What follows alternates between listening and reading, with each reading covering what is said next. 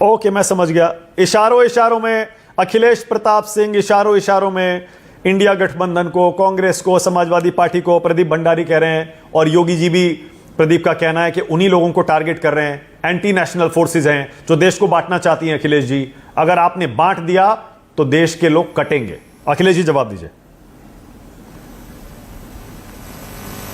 मानक जी, जब से ये घटे हैं तब से इनको बटे और कटे की याद आ रहे हैं, क्योंकि अब डरवाना प्रयास कर रहे हैं, क्योंकि ये घटने शुरू हो गए हैं और अब इनको रोजाना घटते जाना है।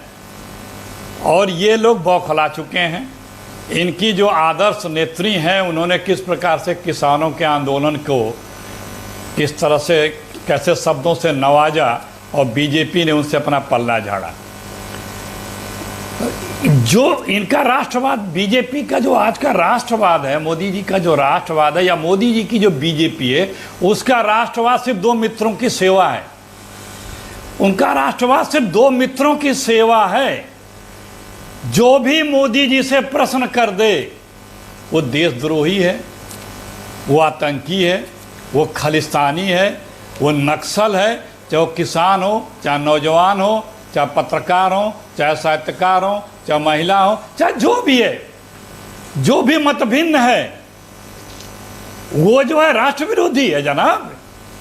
बस कीर्तन करते रहो, मोदी मोदी करते रहो बस। तो वो भैया, वो गोलवर्कर के वर्कर लोग करें।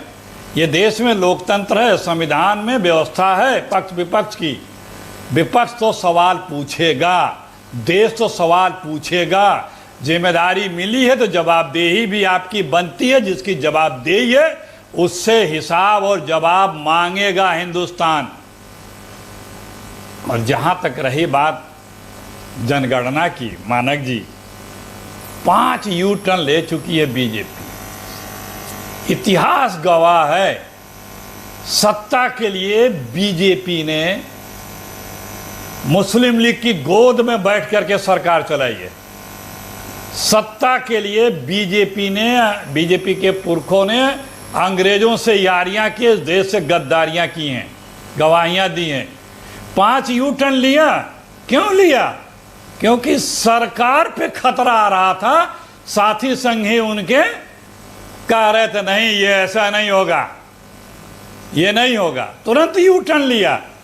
2 यू टर्न बहुत जल्द होने वाले हैं, देखिएगा मानक जी। पहला यू टर्न होगा बहुत जल्द कि ये जाति जनगणना का ऐलान करेंगे मोदी जी, और आप लोग टीवी पे आकर के कहेंगे मोदी जी ने क्या मास्टर स्ट्रोक मारा है, और ये बीजेपी के प्रवक्ता आके उसको बताएंगे, क्या जस्टिफाई करेंगे। और एक और यू टर्न होगा बहुत जल्द, वो होगा अग्निवीरों वाला, क्योंकि अब हेकड़ी निकल चुकी है। एक अकेला सब पे भारी अब नहीं है। अब जो है कहीं दादागिरी वाला हिसाब किताब नहीं है। ये बीजेपी के प्रवक्ता जो आज जाति जनगणना और आर्थिक जनगणना, इन सब चीजों का विरोध कर रहे हैं, ये आकर के इसके पक्ष में कसीदे पढ़ेंगे। देखते रहिए। अब भाई इस जनगणना कराने में नुकसान क्या है? सिर्फ अभी तो जनगणना की बात हो रही है ना, ये आंकड़े लाने की बात हो रही है ना। इसमें आप क्यों इतने आपके चूल्हे हिले पड़ी हैं? क्यों परेशान है? आपके सारे अलायंस पार्टनर, चाहे यूपी के हों, चाहे बिहार के हों, चाहे दिल्ली के हों, वो इसके पक्षधर हैं। आप ही अकेले हो। कुछ दिन में आप यू टर्न मारोगे, ये तय है। आप सरकार के लिए तो आप कुछ भी टर्न मार सकते हो, आप मारोगे अभी और कहोगे। और क्योंकि देश का मिजाज बन चुका, मतलब अखिलेश जी कि एक हमारे हिंदुस्तान के, ओके अखिलेश जी, मतलब आपका आरोप यह है, अखिलेश जी मतलब आपका आरोप यह है कि बटेंगे तो कटेंगे का जो योगी जी का आरोप है वो औंधे मुंह गिरने वाला है, क्योंकि बीजेपी खुद बांटने वाली है जाति के नाम पर, जातिगत जनगणना करा के। भाई ये घटे हैं ना, तभी से इनको बटे की याद आ रही है ना। मैंने शुरू में क्या कहा, जब से ये घटने लगे, अब घटना ही घटना है।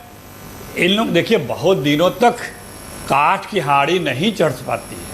झूठ फरेब, झूठे सब्जबाग से कितने दिनों तक लोगों को आप गलतफहमी में रख के अपना उल्लू सीधा करते रहेंगे। लोगों को नौकरी चाहिए, रोजगार चाहिए, आर्थिक उन्नति चाहिए। हर व्यक्ति की पर कैपिटा इनकम घटती जा रही है, अखिलेश जी, महंगाई अखिलेश जी बढ़ती जा रही है। ये बीजेपी अखिलेश के जी, मुझे नेताओं तो ऐसा को लगता है, आलू प्याज का दाम आज नहीं अखिलेश जी पता मुझे तो होगा। ऐसा लगता है जी अखिलेश जी, मुझे ऐसा लगता है अगर बीजेपी ने, मोदी जी ने जातिगत जनगणना करा दी तो आपके हाथ में सबसे बड़ा हथियार तो चला जाएगा। जाहिर है इंडिया गठबंधन के खेमे में इसे लेकर घबराहट तो होगी, फिर क्या मुद्दा उठाएंगे आप अगर बीजेपी ने ही जातिगत जनगणना करा दी तो? देखिए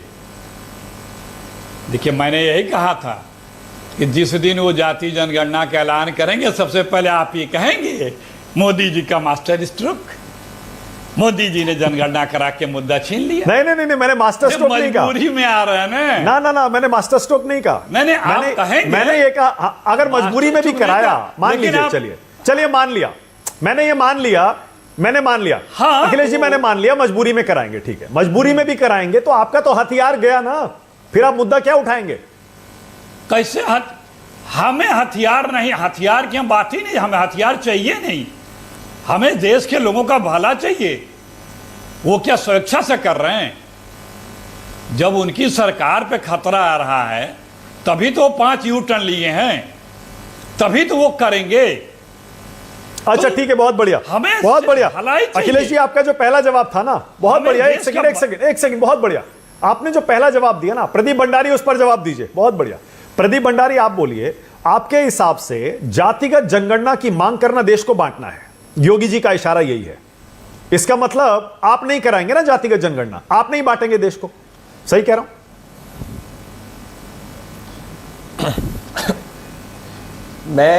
मानव जी, मैं कहना चाहता हूं अखिलेश जी काफी सीनियर व्यक्ति हैं और मैं उनकी काफी इज्जत करता हूं, पर मुंगेरी लाल के जो हसीन सपने होते हैं ना, वो सिर्फ मुंगेरी लाल के हसीन सपने ही रह जाते हैं।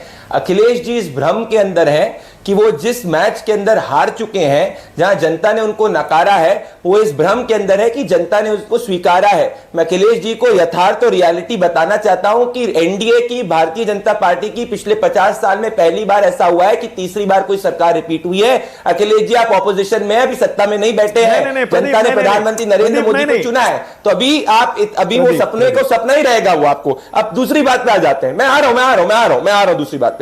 देखिए मैं वापस से कहूंगा, अखिलेश जी की पार्टी का ये रहा स्टैंड मानव जी। 2010 मई 2010 का जब इनकी सरकार थी तो ये जातिगत जनगणना के विरुद्ध में थे। कर्नाटका में इनकी सरकार है, अभी तक जातिगत जनगणना की रिपोर्ट ये रिलीज नहीं कर पाए।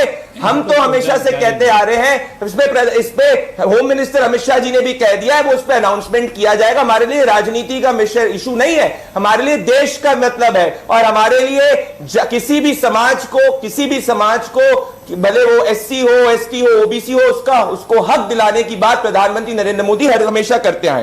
पॉइंट नंबर 2, ये यूटर्न की बात कर रहे हैं। मैं आपको बताना चाहता हूं, जब यूपीए की सरकार थी, यू फॉर यूपीए था, यू फॉर यूटर्न था। 45 बिल इन लोगों ने वापस से भेजे थे। कुछ बिलों का उदाहरण दूंगा, SC ST act bill 2004, communal violence bill 2005। Okay Pradeep, one second, Pradeep एक सेकंड प्लीज, एक सेकंड वापस मुद्दे पे ला रहा हूं। प्रदीप एक सेकंड प्लीज, एक सेकंड रुकिए। बहुत इंटरेस्टिंग मोड पर है डिबेट, वापस आपको मुद्दे पे ला रहा हूं। इसका मतलब जातिगत जनगणना देश को बांटना नहीं है ना, जातिगत जनगणना देश को बांटना नहीं है, आप ये कह रहे हैं?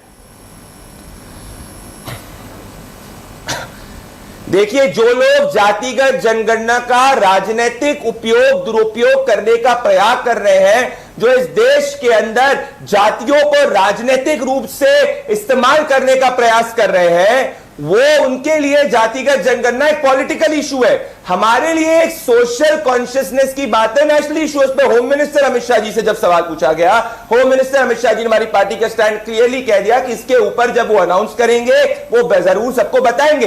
पर जाति, मैं कह रहा हूं दलितों की बात करने वाली कांग्रेस पार्टी को मैं बताना चाहता हूं कि बाबा साहेब अंबेडकर कांग्रेस पार्टी के बारे में। नहीं प्रदीप, वन सेकंड प्रदीप, बहुत बढ़िया, मैं समझ गया प्रदीप, मैं समझ गया प्रदीप, मैं समझ गया।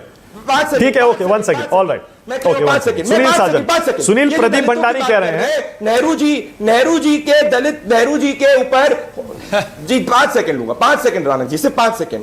दलितों की बात करने वाले मैं अखिलेश जी से पूछना चाहता हूं, क्या वो अंबेडकर जी में विश्वास रखते हैं? अगर रखते हैं तो उनको जवाब देना चाहिए कि अंबेडकर जी का 1951-52 का बयान था, और मैं कोट अंबेडकर जी को कर रहा हूं प्रचार के वक्त, कि नेहरू जी जो है वो नेहरू जी मुसलमानों की रक्षा करने के लिए सब कुछ कर सकते हैं, लेकिन क्या उन्होंने कभी दलितों की रक्षा या कल्याण का कभी सोचा? कभी नहीं सोचा। और इसीलिए नेहरू ये दलितों की बात करते हैं। अब मुझे अखिलेश जी को मौका देना पड़ेगा। अखिलेश जी छोटा सा जवाब, फिर आगे जा रहा हूं। अखिलेश जी प्लीज जल्दी से छीन लिया। अखिलेश जी बोलिए। दलितों के साथ खड़े रहिए, देश के साथ खड़े रहिए। मानक जी ये अखिलेश जी खामोश हो बोलिए। जाएं, ये खामोश हो जाएं, ये खामोश हो जाएं।